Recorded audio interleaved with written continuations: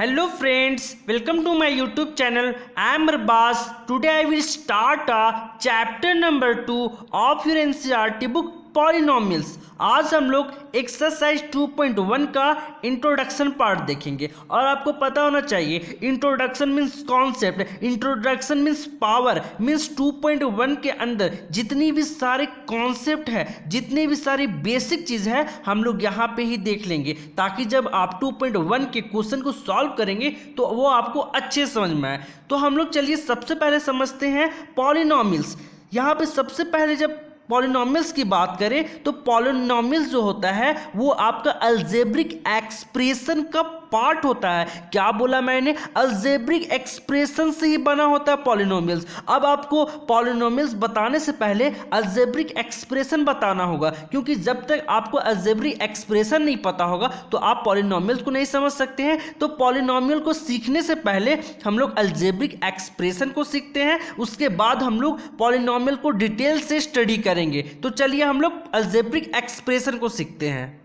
चलिए हम लोग सबसे पहले यहाँ पे अलजेब्रिक एक्सप्रेशन को समझते हैं। और जब मैंने अलजेब्रिक एक्सप्रेशन लिखा तो यहाँ पे सबसे पहले फिर एक सवाल उठ गया कि ये एक्सप्रेशन क्या होता है। मैं सबसे पहले आपको एक्सप्रेशन समझाना चाहता हूँ कि एक्सप्रेशन क्या होता है, उसके बाद हम लोग अलजेब्रिक एक्सप्रेशन समझेंगे। चलिए मैं अलजेब्रिक एक्सप्रेशन अभी बताया नहीं हूँ, पर आपको एक एग्जाम्पल की हेल्प से ये आपको दिखा देना चाहता हूँ इसका चेहरा कि अलजेब्रिक एक्सप्रेशन कुछ इस तरीके से होता है। फिर मैं इसका डिफिनेशन बताऊंगा। जैसे अलजेब्रिक एक्सप्रेशन जैसे कि इस तरह से होता है 3x², ये अलजेब्रिक एक्सप्रेशन का उदाहरण है। मैं इसके हेल्प से आपको एक्सप्रेशन समझाना चाहता हूँ कि एक्सप्रेशन एक्चुअली में होता क्या है। देखिए ये आपका एक अलजेब्रिक एक्सप्रेशन है, एक्सप्रेशन है ये आपका। मीन्स एक्सप्रेशन वो होता है जिसमें LHS और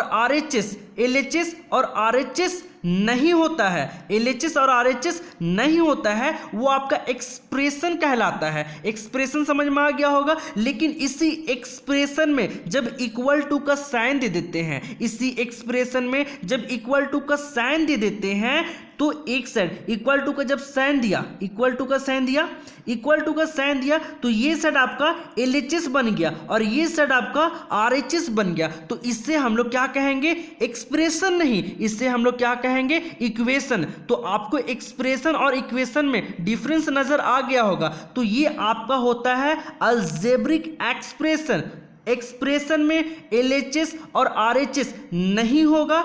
इक्वेशन में इक्वल टू का साइन जैसे ही आएगा उसे लेफ्ट हैंड साइड और right hand side means LHS और RHS में डिवाइड कर देगा, वो इक्वेशन। और जिसमें LHS RHS नहीं होगा वो एक्सप्रेशन। चलिए अब डिफिनेशन की हेल्प से हम लोग अलजेब्रिक एक्सप्रेशन को समझते हैं। तो अलजेब्रिक एक्सप्रेशन क्या होते हैं, चलिए इसे अब समझते हैं। The combination of variable, constant and operations like addition, subtraction, multiplication, division is called an algebraic expression. Means algebraic expression उसे कहते हैं जिसमें वेरिएबल कांस्टेंट और ऑपरेशन का कॉम्बिनेशन हो। अब आप पूछिएगा कि सर वेरिएबल क्या होता है, कांस्टेंट क्या होता है, ऑपरेशंस क्या होता है, ये आप थोड़ा पेशेंस रखिए, सारा कुछ बताऊंगा। वेरिएबल अभी बताऊंगा, कांस्टेंट बताऊंगा, ऑपरेशन सबसे पहले समझते हैं। देखिए एडिशन, सब्ट्रैक्शन, डिवीजन, मल्टीप्लिकेशन, ये सारे का कॉम्बिनेशन आपका ऑपरेशंस होता है। अब यहाँ पे अलजेब्रिक एक्सप्रेशन क्या होता है? जब वेरिएबल, कांस्टेंट और ऑपरेशन में ये चार एडिशन, सब्ट्रैक्शन, मल्टीप्लिकेशन, डिवीजन, ये चारों आपस में मिलते हैं। मीन्स वेरिएबल, कांस्टेंट और ऑपरेशंस ये आपस में जब मिलते हैं तो आपका अलजेब्रिक एक्सप्रेशन का निर्माण होता है, अलजेब्रिक एक्सप्रेशन का फॉर्मेशन होता है। एग्जाम्पल के फॉर्म में देखिए 3x², यहाँ पे 3 जो है, अब यहाँ पे 3x², ये आपका एग्जाम्पल है अलजेब्रिक एक्सप्रेशन का। आप बोलेंगे सर हम लोग को तो वेरिएबल नहीं समझाएं, हम लोग को कांस्टेंट नहीं समझाएं। आपको बता रहा हूँ वेरिएबल वैसे उसे कहते हैं जिसका जिसका वैल्यू चेंज करता रहता है, मीन्स जिसका वैल्यू फिक्स ना हो उसे वेरिएबल कहते हैं। या फिर आप कह सकते हैं जितने भी अल्फ़ाबेट्स है ए से लेके जेड तक जो भी आपको टर्म दिखाई दे वो आपके वेरिएबल होते हैं। और कांस्टेंट वो होते हैं जिसका वैल्यू फिक्स होता है, जिसका वैल्यू कभी चेंज नहीं करता है, फिक्स होता है, वो कहलाते कांस्टेंट। कांस्टेंट को और एक और डिफिनेशन कह सकते हैं, all numbers, all numeric number, जितने भी सारे नंबर हैं वो सारे के सारे कांस्टेंट हैं। एकदम सिंपल सा फंडा, all alphabets are variable, constant आपका numeric number are called constant. तो जब वेरिएबल कांस्टेंट, और देखिए यहाँ पे एक आपका मल्टीप्लिकेशन का साइन है ना, तो ये एक ऑपरेशन, जब वेरिएबल कांस्टेंट और ये ऑपरेशन जब तीनों आपस में मिलते हैं तो एक अलजेब्रिक एक्सप्रेशन का फॉर्मेशन होता है। देखिए यहाँ पे क्या क्या है, ये आपका कांस्टेंट है, ये आपका वेरिएबल है, और यहाँ पे मल्टीप्लिकेशन का भी साइन है, और यहाँ पे देखिए ये आपका ऑपरेशन है ना, और ये आपका कांस्टेंट है। ये सारे आपस में मिल रहे हैं तो अलजेब्रिक एक्सप्रेशन का फॉर्मेशन होता है। तो इसे हम लोग अलजेब्रिक एक्सप्रेशन कहते हैं।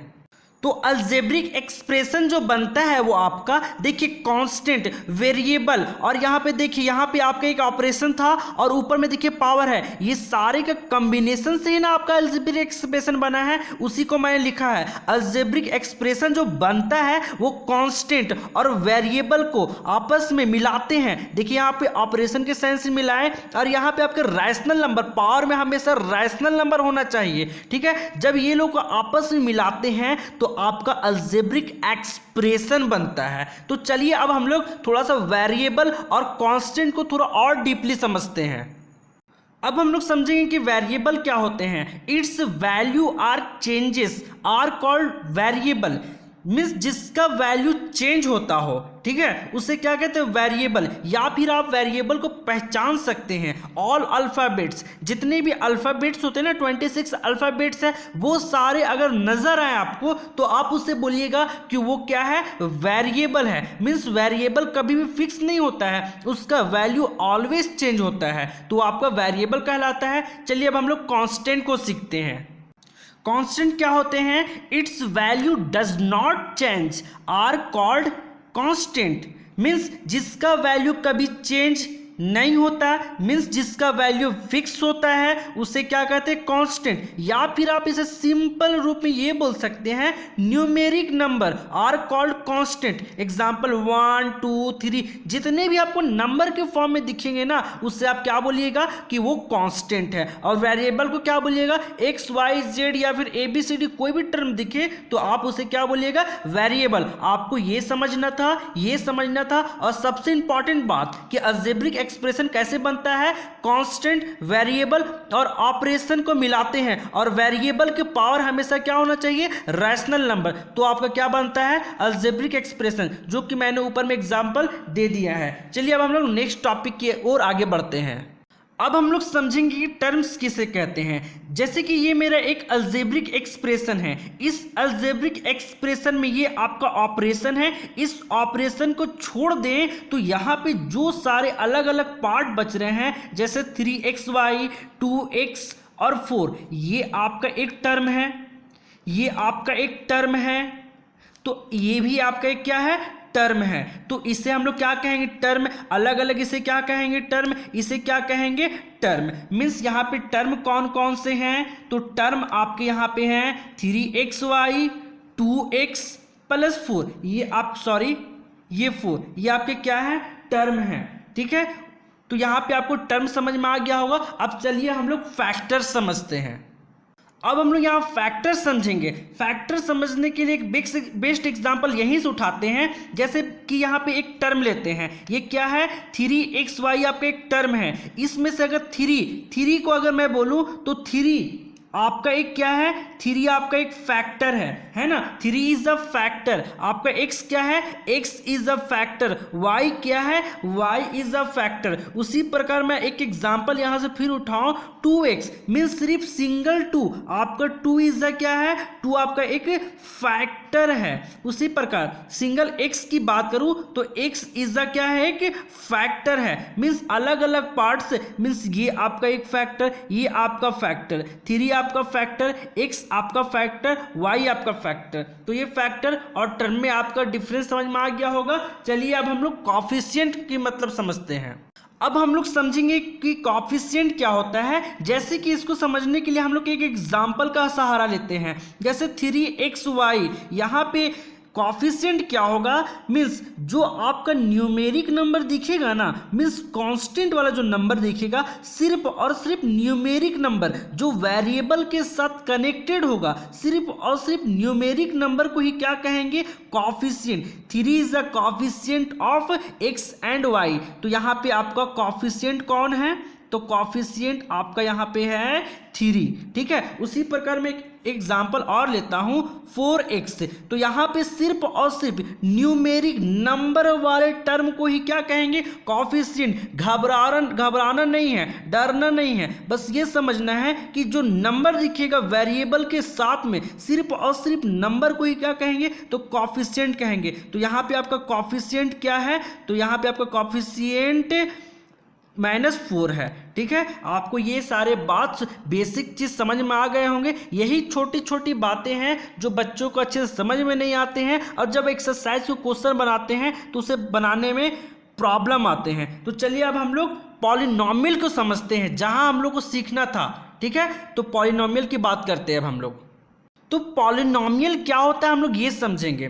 तो यहाँ पे मैंने लिखा है द एक्सप्रेशन विच कंटेन्स 1 और मोर टर्म्स।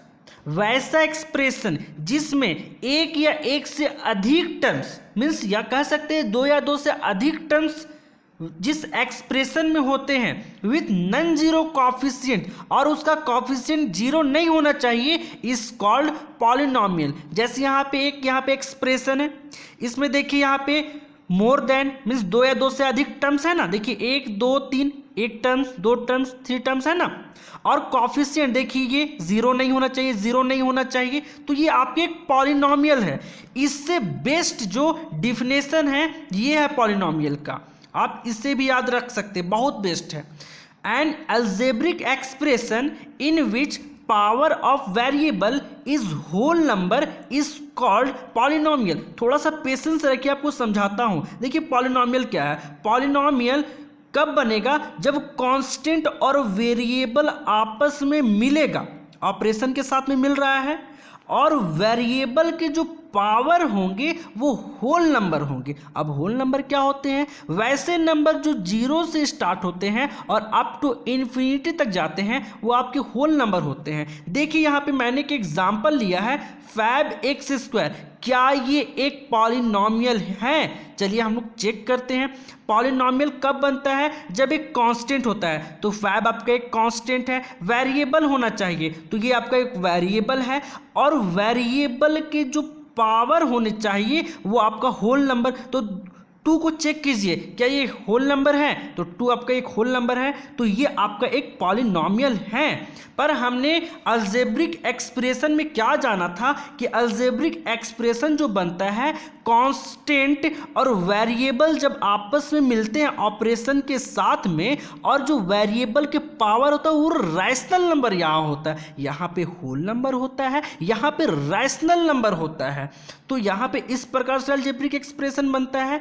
तो यहाँ पे ये कह सकते हैं कि सारे पॉलिनोमियल, ध्यान से सुनिएगा, सारे पॉलिनोमियल्स अलजेब्रिक एक्सप्रेशन हो सकते हैं, बट सारे अलजेब्रिक एक्सप्रेशन पॉलिनोमियल नहीं हो सकते। ठीक है, जैसे एग्जांपल की हेल्प से बताता हूं। यहाँ पे 5x raise to the power 1/2, या फिर इसे 1/2 का मतलब रूट होता है ना, या फिर इसे इस प्रकार लिख सकते हैं 5√x। तो ये आपका चेक करते हैं क्या ये एक पॉलिनोमियल है या फिर अलजेब्रिक एक्सप्रेशन है। तो पॉलिनॉमियल कहता है कांस्टेंट इनटू वेरिएबल के पावर जो होना चाहिए होल नंबर होना चाहिए। चलिए यहाँ पे ये कांस्टेंट है, ये वेरिएबल भी है, पर ये होल नंबर नहीं है, ये आपके रैशनल नंबर है, तो ये आपका पॉलिनॉमियल नहीं है। यहाँ पे चेक करते हैं कि ये पॉलिनॉमियल है या फिर अलजेब्रिक एक्सप्रेशन है। तो ये देखते हैं, तो फैब कांस्टेंट है, वेरिएबल भी है और यहाँ पे होल नंबर भी है, तो ये आपका क्या है, ये आपका पॉलिनोमियल है, ठीक है। और ये आपका क्या है, अलजेब्रिक एक्सप्रेशन है ना, अलजेब्रिक एक्सप्रेशन है। तो ये डिफरेंस आपको समझ में आ गया होगा। चलिए अब हम लोग नेक्स्ट टॉपिक के ऊपर बात करते हैं। ये इसको आपको अच्छे समझना है, अगर कहीं नहीं समझ में आएगा तो आप मुझे कमेंट कीजिएगा, मैं फिर से आपको समझाने की कोशिश ज़रूर करूँगा।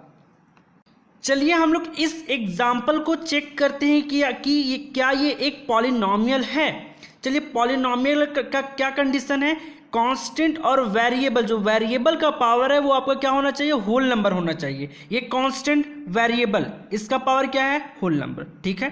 कांस्टेंट वेरिएबल, इसका पावर होल नंबर है, constant variable power whole number, ये आपका एक क्या है, पॉलिनॉमियल है ना। अब हम लोग ये आपका क्या, मैंने टर्म बताया था, ये आपका क्या है, एक टर्म है, ये आपका क्या है, एक टर्म है ना, ये भी आपका क्या है, एक टर्म है। मीन्स फैब एक्स स्क्वायर एक ये आपका टर्म है, 6x क्यूब ये आपका एक टर्म है, 2x के पावर फैब माइनस, यहाँ पे ये माइनस याद रखिएगा, ये -2 के पावर फैब ये आपका एक टर्म है। मीन्स यहाँ पे कितने टर्म हैं, यहाँ पे आपके 3 टर्म्स है, ठीक है। अब हम लोग यहाँ पे थोड़े से और डिटेल से जानते हैं। जैसे मैं यहाँ पे कहूँ फैब एक्स स्क्वायर, अब मैं बोलूँ कि एक्स स्क्वायर का कॉफिशिएंट क्या है, तो five is coefficient of x square, means x square का कॉफिशिएंट क्या है, फैब, है ना। उसी प्रकार यहाँ से मैं उठाता हूँ 6x क्यूब, तो यहाँ पे 6 is coefficient of x cube का कॉफिशिएंट क्या है, 6 है। उसी प्रकार -2x के पावर फैब है ना, तो यहाँ पे -2x के पावर फैब की क्या है, कॉफिशिएंट है। तो ये आप बता सकते हैं -2 is coefficient of x to the power five. Polynomial के अब 2 पार्ट्स होते हैं, एक कांस्टेंट पॉलिनॉमियल होते हैं, एक जीरो पॉलिनॉमियल होते हैं। यहाँ पे अभी हम लोग सबसे पहले कांस्टेंट पॉलिनॉमियल सीखेंगे, इसके बाद हम लोग जीरो पॉलिनॉमियल सीखेंगे। तो कांस्टेंट पॉलिनॉमियल क्या होता है, चलिए इसको समझने के लिए यहाँ पे हम लोग समझ चुके कि पॉलिनॉमियल क्या होता है। तो पॉलिनॉमियल मैंने बताया constant into variable, constant into variable की जो पावर होगा वो होल नंबर होगा, वो आपका कहलाता है polynomial. Example five x square, ये आपका क्या है, एक पॉलिनॉमियल है, कांस्टेंट पॉलिनॉमियल नहीं, ये आपका पॉलिनॉमियल है। पर कांस्टेंट पॉलिनॉमियल क्या होता है, कांस्टेंट इनटू वेरिएबल के पावर होल नंबर नहीं होगा, वेरिएबल के पावर 0। आपको पता है किसी भी नंबर के या किसी भी संख्या के पावर अगर 0 होता है तो उतना इज इक्वल टू उसका वैल्यू क्या हो जाता है, 1 हो जाता है ना। It means constant polynomial means constant into variable के पावर अगर 0, वेरिएबल के पावर 0 हो तो क्या हो जाएगा, कांस्टेंट पॉलिनॉमियल। जैसे कि एग्जांपल के फॉर्म में मैं लिखता हूँ 6x के पावर क्या है, 0, यहाँ पे ये आपका कांस्टेंट है, ये आपका वेरिएबल है। अब किसी भी संख्या का अगर पावर 0 हो, यहाँ पे ये वेरिएबल इसका पावर 0, तो इसका वैल्यू क्या होता है, अभी बताया मैंने 1 होता है। तो 6 इंटू ये 1, तो ये आपका क्या हो गया, 6 आपका एक 6 आपका सिंगल, ये क्या हो गया आपका, ये आपका कांस्टेंट पॉलिनॉमियल है। मीन्स आप कांस्टेंट पॉलिनॉमियल का आप एग्जांपल बता सकते हैं, 0 को छोड़ दें। क्यों छोड़ दें, इसको मैं इसके बाद जीरो पॉलिनॉमियल में बताऊंगा ना, तो आपको समझ में आएगा। 0 को छोड़कर जितने नंबर आपके पास है 1 2 3 4 5 अप टू इनफाइनाइट, जितने सारे नंबर हैं वो सारे आपके क्या है, कांस्टेंट पॉलिनॉमियल। ये आपके क्वेश्चन में आपको इस तरह से दिखेंगे, तो आपको ये समझना है कि ये कांस्टेंट पॉलिनॉमियल कोई बताएगा नहीं वहाँ पे, लेकिन आपको समझना पड़ेगा कि ये क्या है, आपके कांस्टेंट पॉलिनॉमियल है। तो उसी चीज को मैंने लिखा है an expression consisting of only constant is called constant polynomial. वैसा एक्सप्रेशन जिसमें सिर्फ और सिर्फ कांस्टेंट टर्म होगा वो आपका कांस्टेंट पॉलिनोमियल। एग्जांपल 2, 3, 4 ये आपका सारा क्या है, ये आपका एग्जांपल है कांस्टेंट पॉलिनोमियल का। चलिए इसको यहाँ पे जैसे 2 है और 3 है 4 है, इसको हम लोग कांस्टेंट पॉलिनोमियल देखिए यहाँ पे 2 × 1 लिख सकते हैं, 3 × 1 लिख सकते हैं, 4 × 1 लिख सकते हैं। और आपको पता है जैसे कि यहाँ पे 2, अब देखिए यहाँ पे x किसी भी, देखिए यहाँ पे वेरिएबल का पावर 0 तो इसका वैल्यू कितना होता है 1, तो 1 = लिख सकते हैं ना x का पावर 0, 3 × x का पावर 0, 4 × x का पावर 0, तो 2x0 ये आपका एक देखिए पॉलिनोमियल है, 2x का पावर 0 ये आपका कांस्टेंट पॉलिनोमियल है, 4x का पावर 0 ये आपका क्या है कि कांस्टेंट पॉलिनोमियल है। तो कांस्टेंट पॉलिनोमियल बहुत आसान सा है, जितने भी आपको नंबर दिख रहे हैं ना